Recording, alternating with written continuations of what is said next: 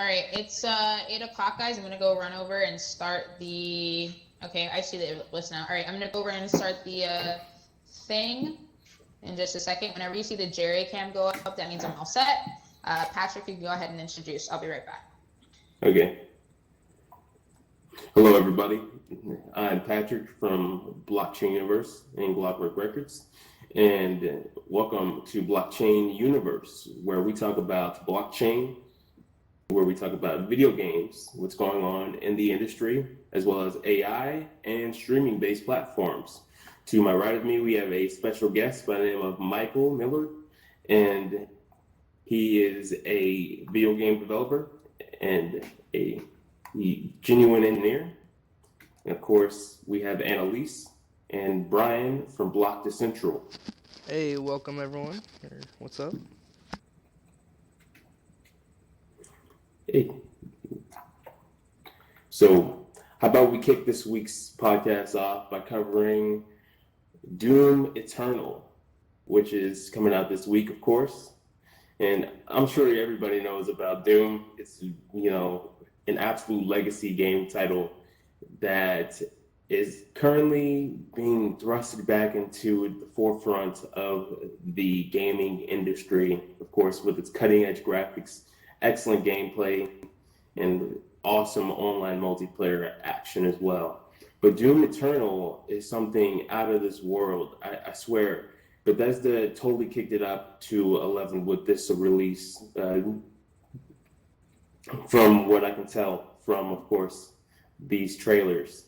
And of course, this is coming out on March 20th, 2020. So 2020. And I'm excited for this. I'm not for sure about you guys. Have you actually taken a look at these trailers at all, Michael? Yeah, I have. The trailers are pretty impressive. I was actually pretty impressed with the first, with the recreation of the first Doom, because a lot of the technologies is using still the id Tech engine, which is the same type of engine that they used way back when. So they just iterated on top of it and made it really, really powerful. And this current version, Doom Eternal, it just looks really good. I'm pretty surprised. Likewise. Honestly, it's bloody, gory, and of course it features the AAA action that people are to expect from this Doom franchise. So apparently, it's very polished, far more polished than the expansion pack that they came out with recently. And the fans that got to try this at QuakeCon actually enjoyed it so much that they're recommending it in advance. So I can't wait to get my hands on it and try it out. I actually bought, Doom 3 when it first came out. So, I was pretty stoked to play that. And then, what about you, Brian? Have you had a chance to check it out? Sorry. I haven't had a chance to check out the new one yet. I did play quite a bit of the last one. I know I was listening to a little bit of a podcast about the developers for it.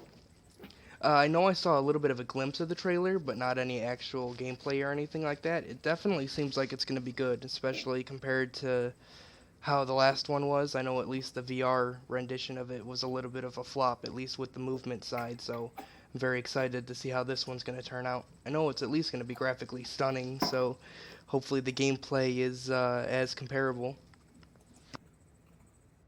Yeah, totally. Likewise. And I'm kind of disappointed in the VR aspect as well, from what ID has been trying to do and what Bethesda has been cooperating with. But the industry still has some room to grow, nonetheless. And VR is, still in its infancy. We'll see what happens. Maybe they'll come out with something cutting edge, bleeding edge for this platform as well. So I'm speaking of VR, and of course, other breaking news: E3 actually was canceled this week. Actually, was it last week they announced the cancellation? I'm not entirely sure, but in response, it was to last this, week.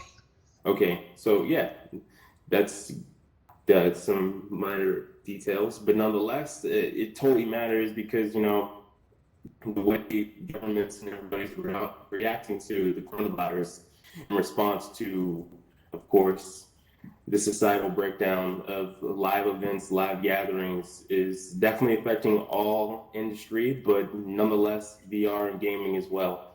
So HTC actually announced its first ever virtual industry conference to fill the gap between E3.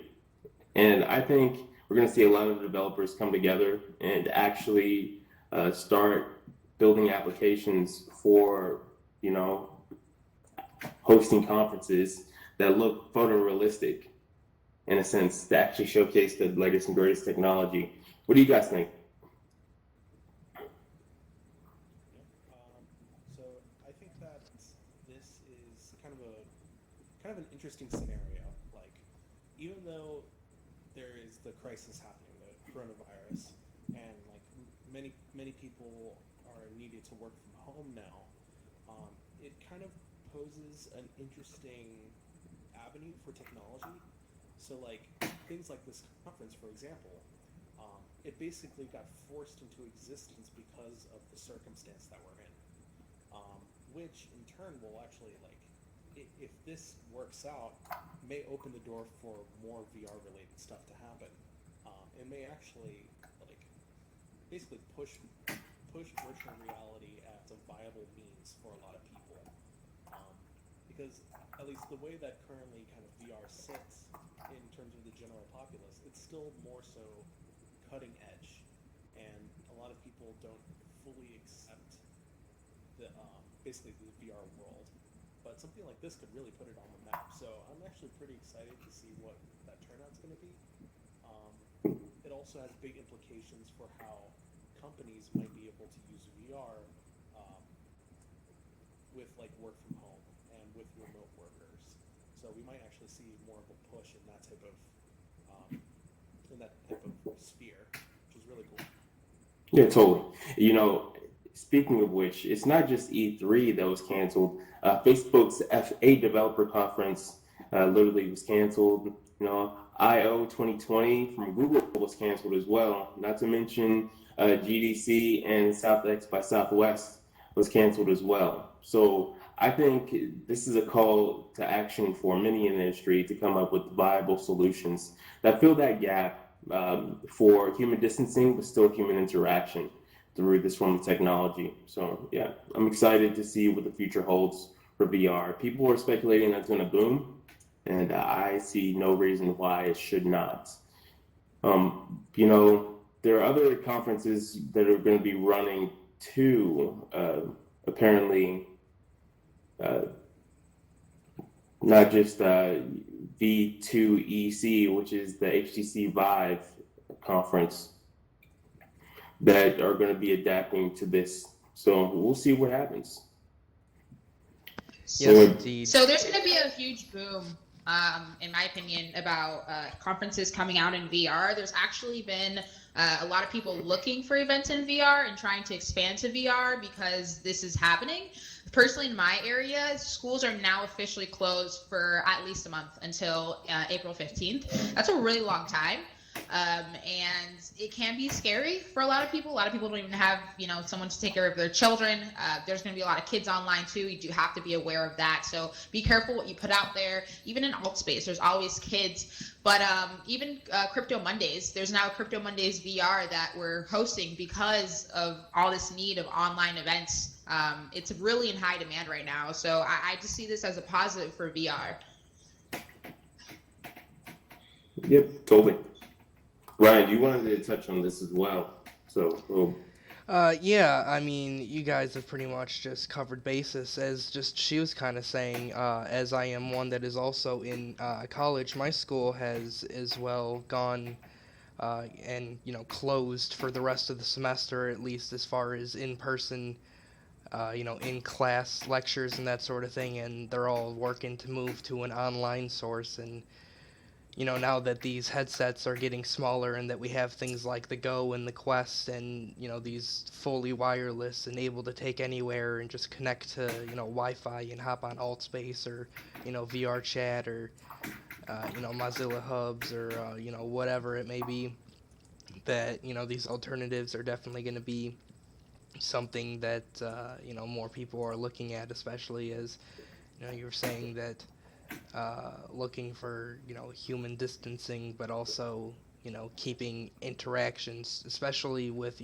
Quest hand tracking and moving towards a more realistic and personal experience in VR, which is one of the things I'm definitely looking forward to in the future. Back when the what was it, Valve Index, first released the hand tracking, and it was amazing. But the headset's also well over $1,000, especially at launch, as well as running out of stock as most of the headsets are nowadays, with how many people are trying to get in just to experience some form of social interaction while staying at home for such a prolonged period. So I definitely see this being a very big positive for the VR industry, just as much as like when the Quest came out or any of these other major releases or breakthroughs for VR.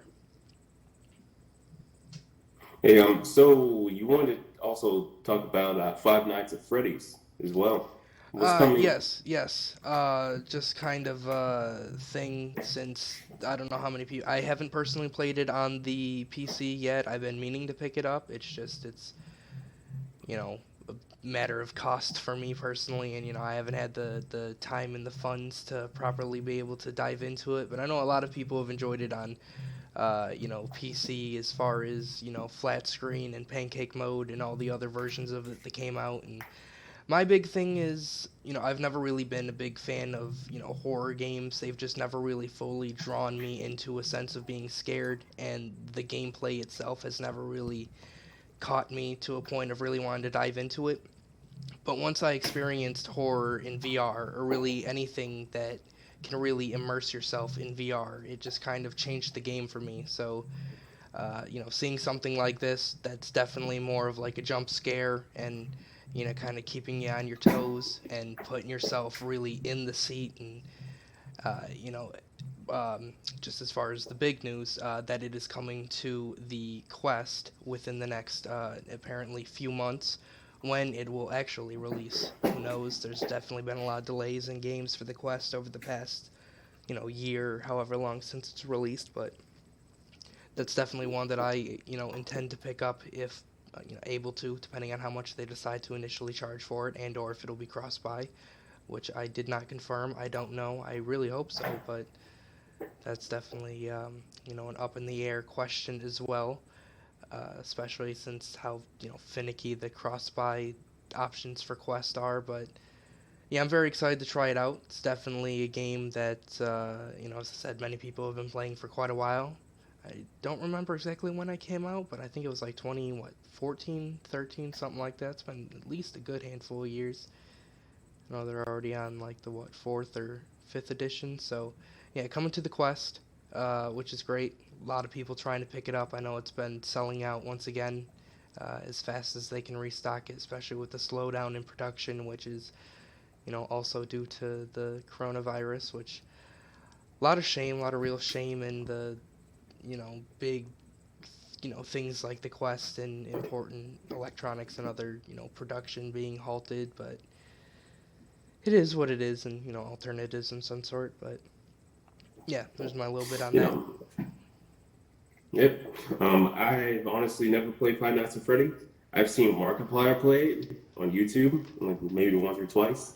But yeah, definitely he's got a huge fan base and a lot of market share in the PC gaming industry. So we'll see if it'll actually pick up mass adoption. So hey, let's go ahead and segue into the blockchain portion of today's show, shall we? Um, Annalise, are you aware of MakerDAO in their DAI protocol? Yes, actually, I am. I was not only reading about it, but understanding what exactly is it that they were trying to do. So, for those of you guys who don't know what MakerDAO is a currency. It's trying to be pegged back to US dollar, essentially a stable coin. And DAI is their coin or token, whatever you want to call it. Technically a coin. But essentially, they are launching a bounty to appeal to developers to actually build um, a video game economy. So it's actually really interesting how they're doing this, and I like the way that they're doing it because, again, it is to bring in devs onto the platform. And I've been seeing that very, like, it's common amongst not only, you know, cryptocurrency, you know, already enabled companies, but even regular gaming companies like Ubisoft and now Zynga. I don't know if you guys heard, the maker of Farmville actually is now trying to build on top of the blockchain as well. This is becoming a trend, and it's actually getting really exciting because this is what the gaming space needs. We need a video game economy. There's already people who stream, there's people who spend, you know, thousands of dollars on skins, guns, all these things, and now we're trying to build an economy and progress with that, which is super exciting. And this is going to be a great opportunity. Totally. I completely agree. Absolute amazing opportunity.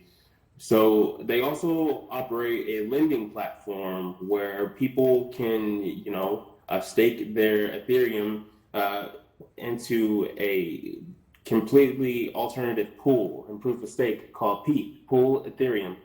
And in exchange, they get MKR, Maker. So they are allowing people to earn passive income by staking to allow creators to do what they love, nonetheless. And apparently, there have been people that have manipulated the system and have created a lot of bad debt. And this bad debt is currently being auctioned off to, of course, keep the ecosystem up and running. Otherwise, it'd be a shutdown. So this is a $4 million auction that's taking place, nonetheless.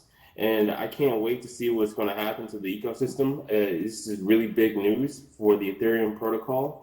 I mean, MKR is worth more than Ethereum right now. But since Ethereum crashed, I'd say about 50% due to the speculation, during, risky assets also fell from Wall Street speculators. Industrial averages and the Dow Jones has been crashing. So the people in the big financial sector have been scrambling to keep everything together and just take as much profits as possible. This caused a rippling effect for the Maker DAI ecosystem. So hopefully, once they auction off all this bad debt, the ecosystem will continue to keep running, and developers and people holding the DAI and have staked Ethereum, like myself, can continue to see maximal gains and a trustworthy ecosystem. So yeah, we have a question from My Name Is My Name, I believe. I'm gonna go ahead and y'all can hear me? Yeah, I can hear you. All right, perfect. Yeah, kind of came in here a little late. I hope I ain't missed too much. I do got a question. Yeah, very interesting. I was looking into speaking of Ethereum. I think VR and blockchain is at a point where they're about to merge very drastically. We already have Somnium Space that's already doing that. They're paying the Ethereum, and you can buy virtual real estate. And I think they're setting the trend. I think you're going to see more platforms doing that. And coronavirus already ramping up the talk of remote work. So I think you're going to see a lot of this. This is the future. We could be working and trading and making money in virtual reality. What's y'all thoughts about that? I completely agree, honestly. In fact, I'm an investor in that sector altogether, like blockchain, virtual reality, real estate. I love it. I love the aspects. You were about to say something, Annalise. What were you going to say? Just basically same thing as you. So there is Somnium Space that is one of the many platforms actually that exists already built on the concept of real estate. There's also another one called Uplands. They're not in VR yet, but you can get them on your phone, and they're trying to integrate VR. There's Makerspace, there's Decentraland. There's a lot of platforms that are popping up and that are gearing towards, that direction. So it is going to be interesting seeing how this is going to work. And people like to work from home, right? They want to be with their families. They want to be with their kids. Remote work is becoming, an increasing topic and thing that people are gravitating towards, especially with this virus. You're 100% right.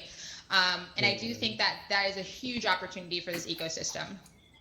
Hey, so Rick, one thing that you kind of left out is the fact that people want to work, but getting paid with cash and check and whatnot. Cash is going to be contaminated with the virus, and check is too slow. It settles really slowly. Not to mention the fact that blockchain is like the perfect logistical solution. Yeah, of course. That's why it's beautiful that it's backed on Ethereum. Mhm. Cryptos are the future. And it's no getting around. Right? Yeah, We need completely. more we need more power of our currency. Decentralization is the key with everything. Yep. I think that's just gonna bring more power to VR. Like it makes VR even more useful. Them coming together makes each other more useful. Like I completely agree. it's just a perfect synergy. That's how I look at it. It's like you can hand somebody an Ethereum, in VR, and then they can put it in their VR wallet. Like it's a hand-to-hand, like handshake type of thing. Like you're actually conducting business face to I never face. thought about that. Yeah. Mm-hmm. Yeah. Mm-hmm. So, we have another question from Danielle.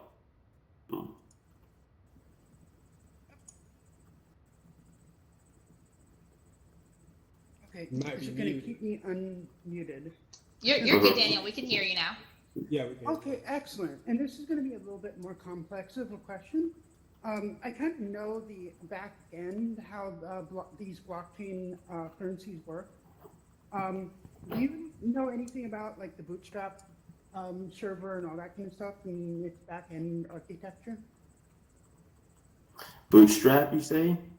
Yeah. In order for each of your wallets to connect to the main network of blockchain servers, they have something called a Bootstrap server that basically you connect to it, and it basically is what facilitates you connecting to all the other servers on the blockchain. So you can information. I'm aware of the libraries that operate the protocols for these wallets to connect to the blockchain, and I believe this is Web 3.0 NPM. Yeah, but the Bootstrap servers and all those kind of things are what facilitates it finding further servers down the road so it can be kept online. One of the things that we can do, hopefully, in the future is use those Bootstrap servers to get a list of the online servers.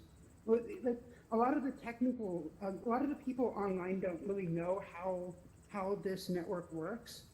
And especially that's why the government really hasn't gone after it yet, because a lot of people in government don't know how it works and how to take it down. But if they knew, they could literally use a system in their hands in a way to actually take down the blockchains and actually finally get this cryptocurrency under wraps. They could finally actually force these companies to actually abide by the law, which says that most of these blockchains are completely illegal because they are a currency, and you cannot print your own currency, whether it's on the internet or not. We can finally shut all these cryptocurrencies down. What do you think? I completely disagree. First of all, when it comes down to the complete aspect of decentralization and the decentralization of authority, is for multiple parties to come together to create a consensus, not through one server, not through one central server, but through many different nodes operating a peer-to-peer protocol. And that's the thing. These so-called machines aren't actually operating as servers. They're operating as hard. No, the ASICs. The Bootstrap servers are what initiates that. Without the Bootstrap servers, you're not getting anywhere. So I looked at this online, and bootstrapping is a newer concept when it comes to blockchain. It's not the original backend on how blockchain came to be. They're called I never read they're the same thing. You still need the servers to initiate your connection. Right. Right, but that's the purpose of why you can't necessarily take down. Let's take the internet for example. You can't necessarily shut off the internet because the internet is the internet and it's there forever. You can get around it. You can put up firewalls. You can have the dark web. You can have the regular web. The same way, no one entity can actually destroy the internet because it actually is located in so many places and it can run, anywhere. Is the same way blockchain works. Right? So if the government really was to try to take down, let's say Bitcoin, they would have to find every single node that is running on any single one person's computer and take it down because they're not necessarily connected to each other.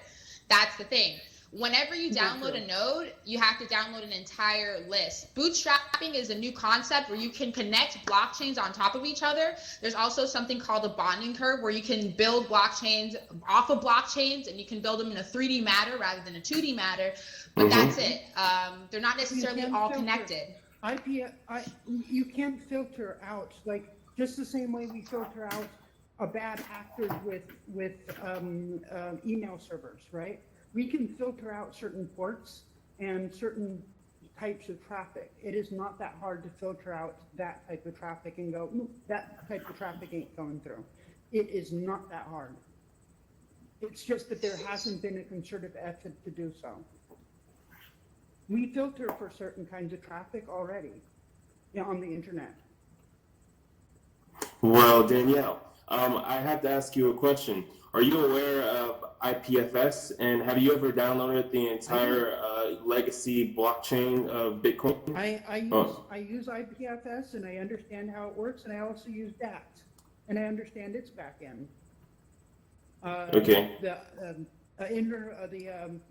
IPFS, Interplanetary File System, and DAT protocol is also a decentralized protocol. But it still uses the same decentralized networks that you're talking about for Bitcoin. It is not you can take that down, it can be filtered for, and it can be. The only thing is, a lot of the governments that we around the world right now, it's basically ran by old people that don't know technology.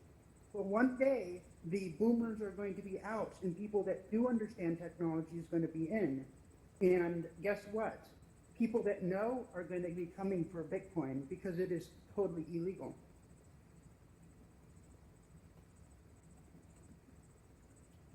So, yes and no. When you say Bitcoin is totally legal, I understand the concept of not being able to print your own currency, but it's something that's not specific to any one country, which is why it would be a little difficult and why every country is making their own rules about it. Because it's something that it's either, hey, it's banned or it's not, because it doesn't belong to an entity, it belongs to the internet. So, if you live in US or Malta or wherever, it would really come down to like the governments. And some governments like it. Malta loves it. They're building on blockchain every single day. It really comes down to the people. Yeah, Liberland loves it as well. And of course, there are actually some states that have actually fully adopted cryptocurrency, and actually they allow people to pay their taxes in cryptocurrency, regardless of which they see it as free commerce, outside of a realm where... How young you guys are? But have you ever heard of company money or bank money? Yeah, I have. Yes, I have. Do you know why we got rid of that? Did they? No. I don't know the exact history behind it. I remember reading about it in a museum. I was learning about the banknotes and the gold bullions and all that. If you would like, feel free to refresh my memory. Well, we got rid of it because companies could literally make small business towns and basically have slave labor, right? Because they own the factories, they own the tenements that the workers lived in, they owned everything, and they could get around the law because they were technically paying them with money, right? Okay. Because they printed their own money. But by all accounts, it was slavery. But Well, I have a question, Danielle. What's the difference between central banks issuing their own form of statewide, actually national-wide currencies, that literally are backed by nothing besides treasury bonds, which almost have no yield? Oversight.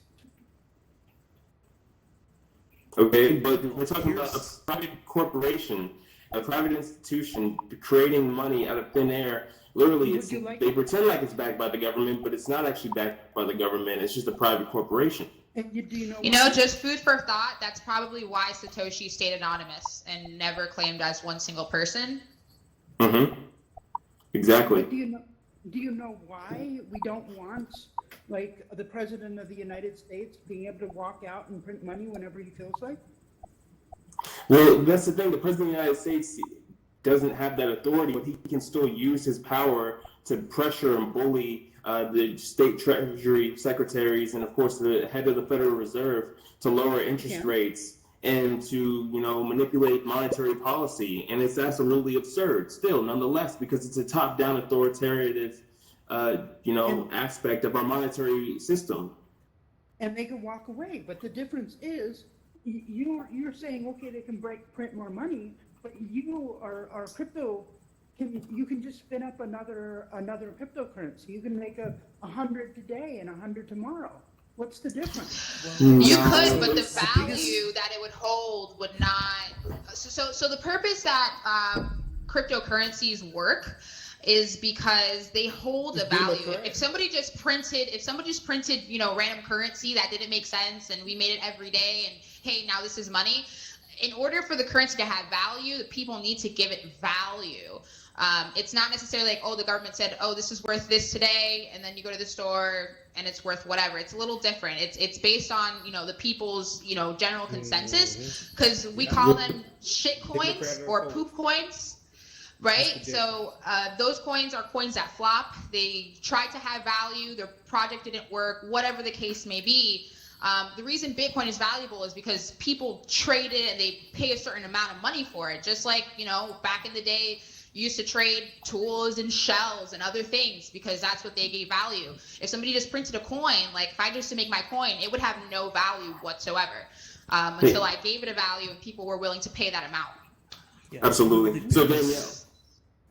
So one of the biggest things that kind of differentiates cryptocurrencies with any monetary currency is the fact that the whole process is backed by math, and that it's trustless consensus, basically built on a difficulty curve.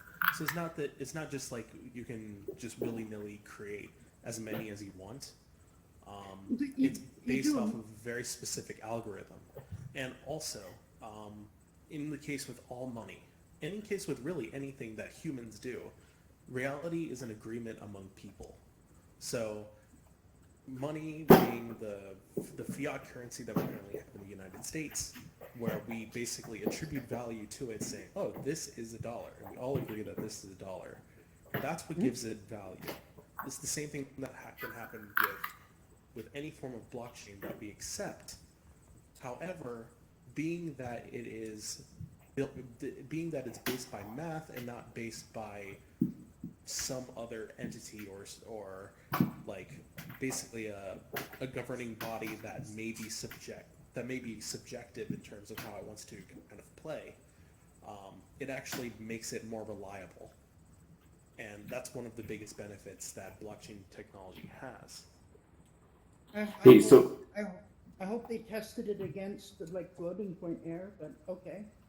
Hey, so Danielle, are you aware of quantum resistant ledgers? And also another question for you to address. You mentioned Bullion Mint company Bullion Mint. Literally, I'm not sure if you're a part of the United States of America, like majority of everybody else on stage, but the U.S. Constitution says that only gold and silver shall be legal tender. Actually, for debt, that's exactly what it. Mm-hmm. And I'm a staffer. So, I believe in that. likewise, but I also believe in the logistics of supply chain distribution through networking and IT. But are you aware of quantum resistant ledgers? That's when that's one I've never heard. You got to go on that one. That one sounds very interesting. So here's a little bit of homework. Look up Hedera hash graph. And it plays into that company basis of a ledger, company money that you were talking about. But it's quantum resistant as, instant consensus, no proof of work, and it is highly affordable for everybody and anybody at this state. So yeah, just take a look into that project. I think you'll find it interesting. And also, I'd like to say in this conversation by saying that the Treasury Secretary, Steve Mnuchin, did appoint um, the chief legal officer of Coinbase to oversee the banking sector of the United States of America. This happened this week. Nonetheless, I'd like to segue our conversations to Brian, where he is going to be going over this week's blockchain gaming articles. Why, thank you very much. Yes, indeed. Let me get those ready. Just a few this week. Somnium Space, for those of you that may or may not know, I know we mentioned it a little bit ago. Another VR platform on the blockchain with digital land is going to be having a auction starting March 19th and going into May of this year, so lasting around a month and a half or so, where they will be giving away 250 plots. I think it's about 25 parcels every week. It's going to be through OpenSeed with a reverse bidding style auction. So it's going to be starting at least the first week at 10 Ethereum per plot. I think medium and large. I don't think there was any small parcels, and then it's going to be going down to about 1.25, and then I think it gets a little bit more expensive as the time goes on. I don't know the exact logistics of it, but for those of you that may not have gotten a chance to get a plot of land, it's a good chance if you have yourself a little ETH, especially with all the falling prices. Second one, we have Hunters of Rio, which is a open beta for the Engine Craft, the blockchain engine, or not engine, Minecraft server. So it is going to be something where you can go and get plots of digital land in Minecraft. You can earn in-game cash. I don't know if you can convert it to anything or not. You should be able to get some NFTs backed by the engine platform, but that's about the extent of it. Either way, it's coming soon, but you can prepare by completing quests and earning some in-game cash in there at the moment to get yourself some plots of land. Night Story, which is a mobile-based crypto game similar to, I think it's EOS Nights, although it is on the Ethereum blockchain, is having a tweet out. You'll get some in-game cash that you normally have to spend some money on, some microtransaction cash, so it's a nice little boost there. Mega Cryptopolis, as we were talking about the blockchain-based digital land earlier, has exceeded sales of over $300,000 during the month of February, so quite a bit there as far as games that are on the blockchain involving digital real estate and resources and buying and selling, trading of them, etc., etc. So it's nice to see that that's going strong and booming. I know I got myself a plot or two of land when it first came out in I think it was pre-sale. I don't know if I kept it around or not. I should still have a plot. I know I sold at least one of them, but definitely a nice little bit there. My Crypto Heroes exceeded 100,000 members the other week, partially due to the Brave Frontier Heroes launch. But that game is going strong, mostly over in Asia. But I know quite a few people that personally play it. Decently fun game on the blockchain. I believe that is also using the EOS blockchain. But I believe it's free to start. Get yourself some free heroes, and you can earn yourself some resources and get yourself some items. Put them up for sale. Maybe earn yourself a few dollars. I think you can also get it on Ethereum. I don't know. I don't remember the exacts. It's been a while since I played it. As well as Horizon, which developed the popular trading card game Skyweaver, raised another $5 million in a round led by Initialized Capital on top of what they've already earned to go towards the development of their new game. So that's quite exciting. Quite a bit of people, pitching in, and I don't know if it's a trading card game or not. I don't know the exact specifics on it, but either way, it's going to be on the blockchain. More titles that are coming, quite a bit of money going into them, so we'll be seeing some quality games coming out where you can actually earn a little bit, get yourself some digital assets, actually make a reward or earn something for yourself from your time spent in these games and actually have yourself a fun time, some entertainment value on top of it. And that's about it as far as blockchain gaming this week. You guys got any comments or anything else you want to add on top of it? Any of you have been playing anything new this week or hearing anything new? I've actually been playing a lot of this Call of Duty Warzone. Hey, Jerome, nice to have you. So I've been playing a lot of Call of Duty Warzone, and it's a lot of fun, actually. I was I just wish actually it would stop playing that crashing. one earlier today. I gotta say, it was quite a pain in the ass getting started with the game, but once I created the account and got all that set up and had it connect to online and spent a good like 15-20 minutes trying to play the darn thing, it was decently fun. I did absolutely horrible. Mhm. We played one of, I believe, each of the 2 rounds. I know there's the regular mode and then one that starts with a P. I don't remember the exact name, where you have to Yeah, it's earn Plunder. money. Yeah, Yeah. I Under, that's one earned of my favorite. precisely $0 Yeah, me out too. of the 2 friends of mine, or one friend and other teammate that earned well over 100,000 themselves. So felt quite proud of that. However, I am naturally horrid at FPS games, so as to be expected from my first time ever launching the title. But had a decent Mhm. bit of fun. You know, compared to something I like wish it would Apex and stop Fortnite. crashing, I didn't dude. It experience any crashes for you? crashes.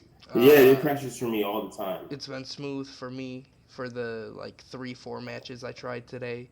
Haven't experienced any crashes, but I'll definitely keep you all updated, and Yo, hopefully you will as so well. the Yeah, I've thing If heard is it's that people. like an issue.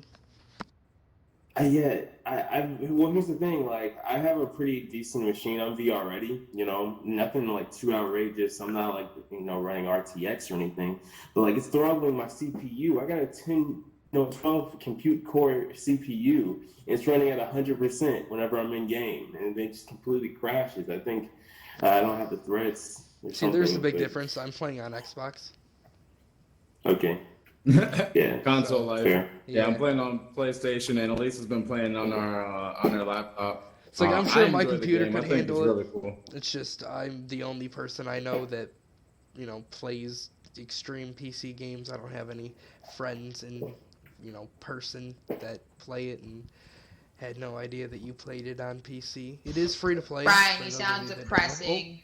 We're your friends. Oh man, I it's get that, outrageous. but I Hey, mean, we play VR, and I've been, yeah. busy. It's the adult life. 2 jobs and school full time. It's gotta do what you gotta do. All right. Anyway, Don't so be Things Jerome, going. could you, Ooh. Jerome, would you like to Please. segue us into our final news article, and let's chat about this new Shadow VR streaming platform? Yeah, man, I thought that was pretty cool. Also, Doom being on Stadia soon. That's a part of streaming. So basically, this is all with the streaming platform. I see that streaming is really becoming a thing. Streaming games, it's definitely getting the mainstream, starting with Google and Nvidia next, and now another new platform.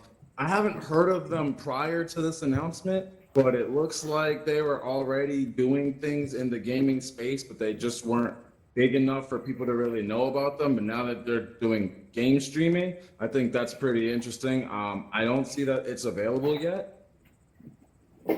Well, it has been available for a while now. This Shadow Tech company has been running competition against Stadia and Nvidia for a long time. So they actually have announced a 3-tier subscription model that will allow people from all around the world to access competitive PC gaming. And the first tier is a 4K resolution at a 3.4 gigahertz quad-core processor, 12 gigabytes of RAM, and a GTX 1080 graphics card, which is absolutely, cutting edge, wouldn't you say? I'd say that's like almost a $4,000 PC rig, just streaming it Okay, from the cloud. Shadow. Yeah, man. Yeah, So I didn't do too much research into them prior, but I wasn't well aware of them, and I didn't realize that they were starting the 3-tiered system with 4K at the base price. That's interesting. So what's the top version then? Dude, the top version is 4K resolution with ray tracing, a 4 gigahertz 6-core processor with 32 gigabytes of RAM, 1 terabyte of storage, and a Titan RTX graphics card. How much and that's per only month? for $40 a month, man. You can't beat that That's price. interesting. Wow. Yeah. Where's I that? know. Is that With the ray for tracing. like subscription, or Oh, where's that? Is that location yeah. based? Yeah, Is yeah, it's a that That's subscription. It's subscription. cloud based. Yep. okay? Yep. So where So is that it's Shadow currently Tech. available?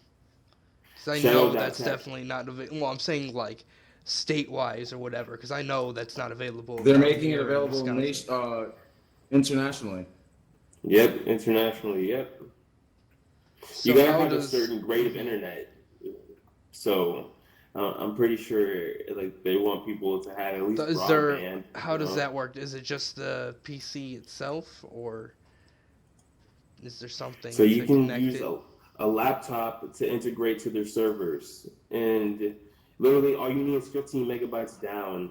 That's all you need is 15 megabytes down, and then you can have a professional grade, esports quality streaming, like on 4G LTE. So yeah, Did you imagine what it's gonna be like with 5G? crazy. I mean, like, yeah, it's gonna be great, but this is built for VR though. Like, they're working to make VR affordable to the masses, regardless of what headset you buy. So you'll be able to use like the Oculus Go, right? Well, And then with the still play release of like Half-Life amazing. so soon, titles like Mhm. that are going to take real advantage of the, top-notch, builds and superiority quality are definitely coming. Yeah, man. Yeah, I've So always said that it's going to be possible to do streaming in VR. It's just all about the latency. So it looks like, props out to Shadow for being able to beat anybody else to the punch. I figured Google was going to make it there first, but nah, it looks like Shadow really came up out of nowhere. Like you said, they've been around for a while. I had not heard about them prior. I had not seen any news, but all of a sudden they announced their tiered system, and it's just like, whoa, who the heck is Shadow and what are they doing? man, I've been keeping my eye on them since 2016, 2017, where Linus actually did a video on that. Linus from Linus Tech Tips. Yeah, he actually went to their operation. He went through their entire warehouse and was like literally talking specifics and details with the CEO of the company. And I was blown away then. So I've been following them ever since. But yeah, the fact that they've actually moved forward and they plan on launching this 3-tier system like this year, and I'm just like blown away, man. They've been doing so much testing, and some of these companies they're moving forward, they're jumping the gun, they're not actually doing the testing. They just want to beat everybody else to the punch. But this company, they've been through the ringer, dude. They're tried and tested, and I'm actually confident in the service that they're gonna be providing to the consumers. So yeah. Anyway, it was a great conversation with you guys. Sad I made it in at the end, but I'm glad I got to show up and at least catching that part about Shadow. Props to them, and I got to hear a little bit about what's been going on. I loved when Annalise's piece on Ubisoft and what they've been doing and all of the different gaming companies and Zynga, and there's just so much going on in the space. Brian, thanks for giving us that download on what's going on in the blockchain gaming space. Guys, it's a crazy time. People are stuck at home. Corona's keeping everybody locked in. I saw Steam had, what was it, 40,000 hours logged in just this weekend from people playing. I think 40 million people had played just this weekend alone. Like, it's crazy how much people are getting online. Okay, just up for the selfie. And it's just up to the front of the camera. It's okay. Yeah, hold For on. those that can't see. I don't know what's happening. Navigating on a PC. It's so much fun. Nonetheless, so I believe that this should close our conversation. Thank you, everybody, for listening to the Blockchain Universe. Take care. Gamers Podcast. Yep. Till next time. Take it easy. Great job, you guys.